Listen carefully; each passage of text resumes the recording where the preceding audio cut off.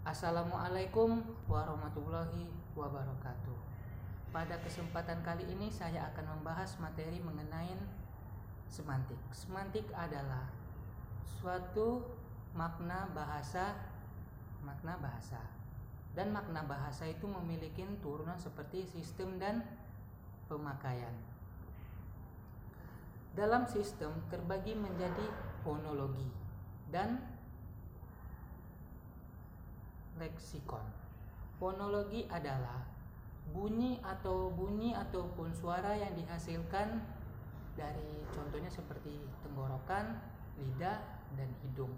Sedangkan leksikon adalah makna suatu kata ataupun kalimat dengan tujuan yang sama.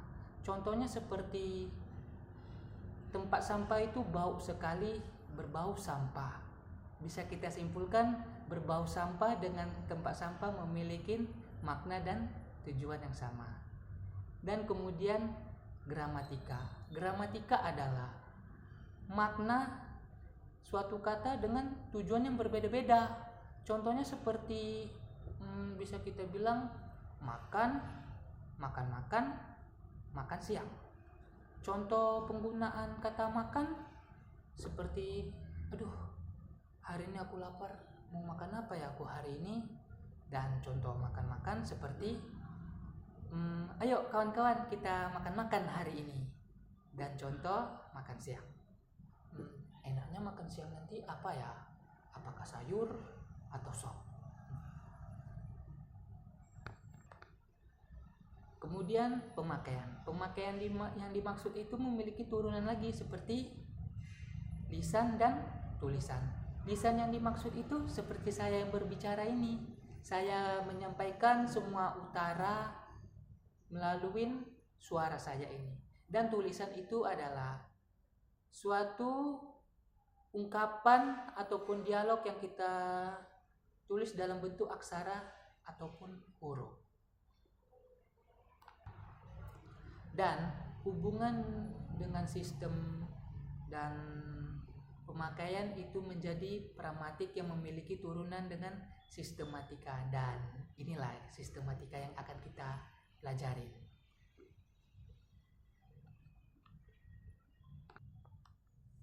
Dalam semantik ini terbagi menjadi 4 unsur makna, yaitu sikap, ton atau suara, penutur landasan, dan makna penutur. Baik, kita akan memulai dari sikap. Sikap yang dimaksud itu dalam makna semantik adalah emosional kita dalam menyampaikan mohon maaf jika saya terlalu bingung, menyampaikan atau mengungkapkan apa yang kita ingin sampaikan. Contohnya seperti jika saya marah itu ya Allah, seperti ini emosi dalam sikap itu saya bingung. Kemudian adalah ton atau suara. Ton yang kita pakai seperti saat ini, contohnya saya bersuara bisa seperti marah, itu bisa kita simpulkan dengan kata marah. Kemudian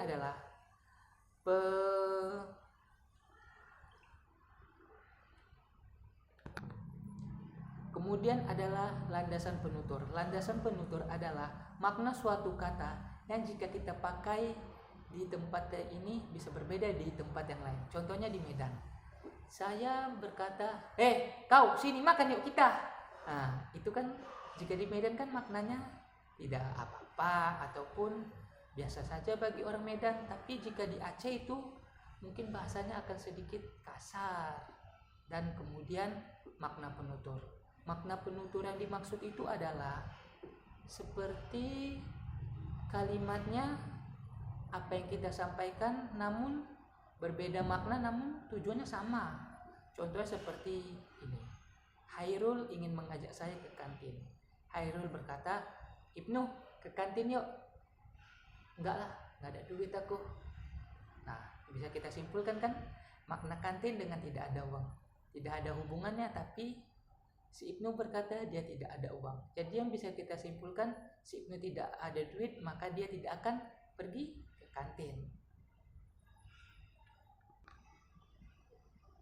Kemudian aspek makna semantik terbagi menjadi 3 macam, yaitu tanda, makna, dan acuan.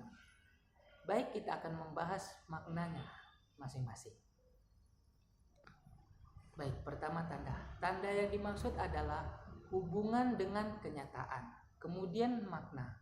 Makna yang dimaksud adalah lambang yang memiliki hubungan dengan acuan. Kemudian acuan adalah sesuatu yang ditunjukkan ataupun yang diacu. Baik, mungkin bisa kita bilang semantik ini menurut para ahli memiliki makna yang berbeda-beda. Contohnya seperti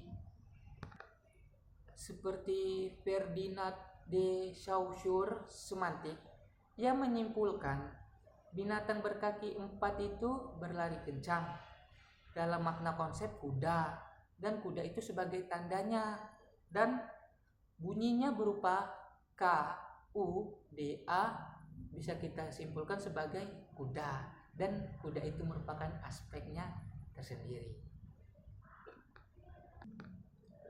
Kemudian Ogden dan Richard, mereka menyimpulkan konsep pemikiran kuda itu berupa binatang berkaki 4 dan berlari cepat. Dan kuda itu memiliki lambang, makna, dan bunyi, dan aspeknya berupa kuda itu tersendiri. Sedangkan menurut Richard, kuda itu berupa pion catur yang makna konsepnya berjalan pada letter L dan memiliki konsep berupa makna, bunyi, dan lambang. Baik, teman-teman sekalian, mungkin hanya ini saja yang dapat saya sampaikan. Saya mohon maaf sebesar-besarnya apabila penuturan saya ini memiliki banyak kekurangan, dan saya akhiri dengan wabillahi wal taufiq wal hidayah. Assalamualaikum warahmatullahi wabarakatuh.